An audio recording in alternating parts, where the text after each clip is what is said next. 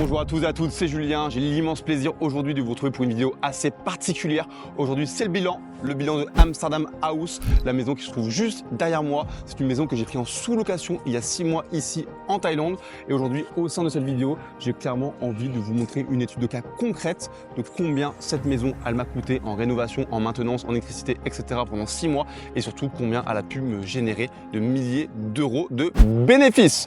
Donc c'est parti, on commence directement par la visite. Donc voici la maison, donc, à savoir qu'avant il n'y avait pas tout ce qui était les bambous là, on les a rajoutés nous manuellement afin de cacher on va dire un petit peu les combles, les choses pas forcément intéressantes à voir. Et ce qui est cool, c'est que les clients ils arrivent ici, donc c'est pas une route principale, c'est une route on va dire d'arrière-plan, donc il n'y a pas beaucoup de circulation, donc niveau bruit ça va. Petit parking juste ici où j'ai mon XADV. En face, du coup, ce qui est pas sympa, c'est une entreprise de location de véhicules. Donc les clients, ils arrivent ici, à 2 pas de chez eux, ils peuvent louer un scooter ou un véhicule. En plus de ça, ils ont un tarif préférentiel au vu du fait qu'ils viennent directement au sein de ce logement. Donc c'est parti du coup pour la visite. Donc le désavantage, qu'il y a quand même quelques escaliers à monter. Donc en bas et également ici. Donc là, on arrive directement sur la partie terrasse avec petit coin salon où les invités peuvent se reposer. Vue sur la jungle, vue sur la cour. Donc assez sympa. L'entrée directement ici, on arrive dans l'espace salon, grande TV 4K Smart, petit meuble, froufrou sur le côté, double canapé, ambiance vraiment Bali, bohème. Faut comprendre que le persona marketing où vous faites justement la sous-location, il est vraiment important de s'y adapter, de savoir ce que les gens recherchent, ce que les gens veulent, dans quel type de logement ils ont envie de loger, afin de mettre toutes vos chances justement de faire de bonnes marges, de bons bénéfices et que vos listings fonctionnent à merveille. Donc première chambre, macramé au mur, double lampe, grand lit de 2 par 2, très confortable, c'est important de mettre le paquet au niveau des lits par rapport à votre listing. Donc comme vous pouvez le voir, c'est vraiment une ambiance un peu bohème. Les gens qui viennent ici sont généralement des gens pour des retraites spirituelles, qui sont proches de la nature, ce genre de choses. Donc comme j'ai pu l'évoquer, il faut vraiment s'adapter par rapport à ça, afin de pouvoir cartonner.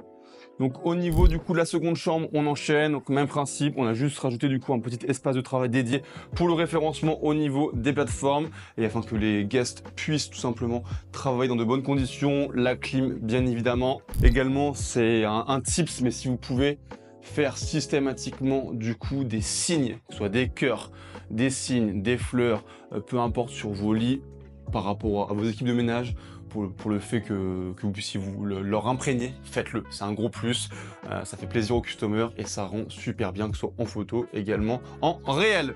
Donc grand canapé, pareil le canapé, on a vraiment réutilisé les anciens, on a juste mis des plaids blancs dessus, des coussins sympas, full froufrou du coup au mur, ça coûte pas cher, ça fait largement le taf. Petit tapis, table basse et une petite lampe, du coup une stand light directement ici. Au niveau du coup de la cuisine, donc voilà, petit miroir aussi ici, cuisine assez simple. Petite table, directement. Distributeur d'eau, il y en a très peu ici à Copenhague, distributeur d'eau. C'est quand même un gros plus d'avoir de l'eau potable à la maison, fraîche ou chaude, peu importe, à portée de main. Le frigo, tout neuf, les ustensiles, tout ce qu'il faut du coup pour cuisiner dans de bonnes conditions. Et directement ici, la salle de bain, avec une petite fleur du coup pour casser le contraste au niveau de celle-ci. Donc faut comprendre que le logement, quand on l'a récupéré, c'était en fin novembre. Fin novembre 2024, c'était pas du tout comme ça. On a refait la peinture, on l'a entièrement rénové, il n'y avait aucun meuble à l'intérieur. On a même changé le pommeau de la salle de bain, le mitigeur, carrément les toilettes. On a même changé la pompe parce que du coup c'est une pompe avec un puits en dessous. Il faut savoir que les logements ici, c'est soit des pompes avec des puits ou soit directement avec des réserves d'eau. Donc s'il vous plaît, si possible, que vous ayez un puits, ça évite d'appeler le camion du coup pour la recharge d'eau toutes les semaines parce qu'il n'y a plus d'eau dans le réservoir. Donc ça enlève une certaine gestion. Donc c'est important d'automatiser par rapport à ça également. Donc c'est un puits, donc la pompe n'allait pas, était défectueuse, donc on a aussi changé la pompe, donc on a eu pas mal de frais, mais au final le logement est bien placé, très bien placé. Je paye 20 000 bahts de leasing, ce qui fait à peu près 550-600 € grosso modo. Donc le logement qu'on a récupéré du coup en novembre, 1 mois de travaux grosso modo, pour mettre le logement, on vous mettra des photos etc. de avant comment c'était. Du coup on a commencé les premiers résas du coup en décembre. Actuellement, on est en juin, donc on va faire prendre de décembre jusqu'à mai. Donc, on a eu 120 000 bahts de leasing au niveau de la location, vu que je paye 20 000 bahts par mois sur 6 mois, ça fait 120 000. 93 900 de frais de plateforme. On a eu 31 ménages pour 49 600. Ensuite, 24 768 d'électricité, 18 460 de frais de maintenance. On a dû changer le vasque à un moment par rapport à la salle de bain qui a été cassée. On a changé aussi un ou deux bedsheets qui avaient été tachés d'une manière générale. Donc 15 000 bahts de frais de maintenance, c'est pas énorme sur 6 mois, donc ça va. Pour un total, du coup, avec le mobilier inclus, en sachant que le mobilier, tu vas pas le repayer.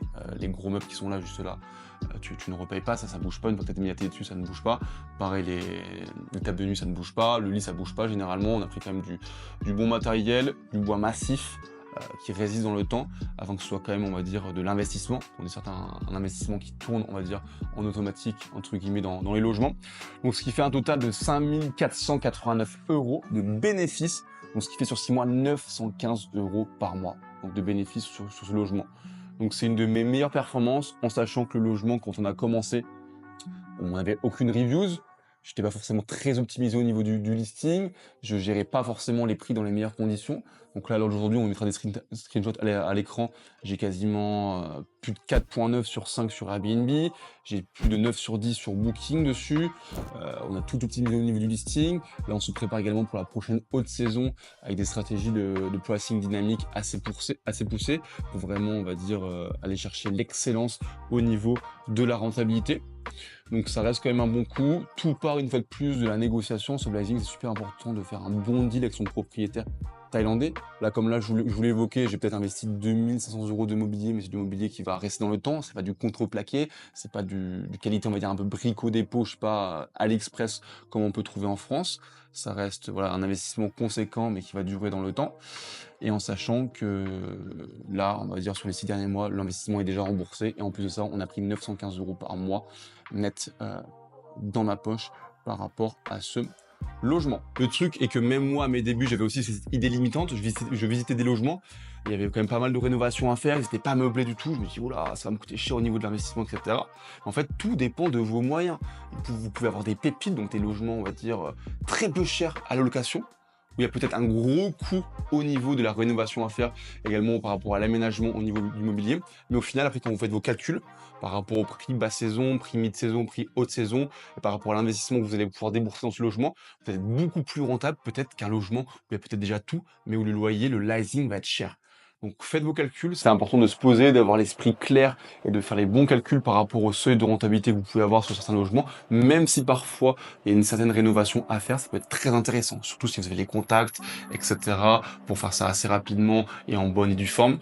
Et une fois de plus, tout part voilà, du fait d'avoir un bon contrat avec son landlord thaïlandais, de bien le négocier également sur plusieurs années, car au final là j'ai peut-être investi 2500 € mobilier de restauration, ça va peut-être me coûter, on va dire, peut-être 500 € par an après pour maintenir ce niveau de qualité par rapport à ce logement, mais au final le logement, là j'ai pris un leasing sur plusieurs années, donc les 2500 € ont déjà été remboursés sur 6 mois, ils vont être encore plus amortis après d'année en année. Ça va être uniquement du cash flow, quasiment de la marge nette qui va rentrer en quasi automatique.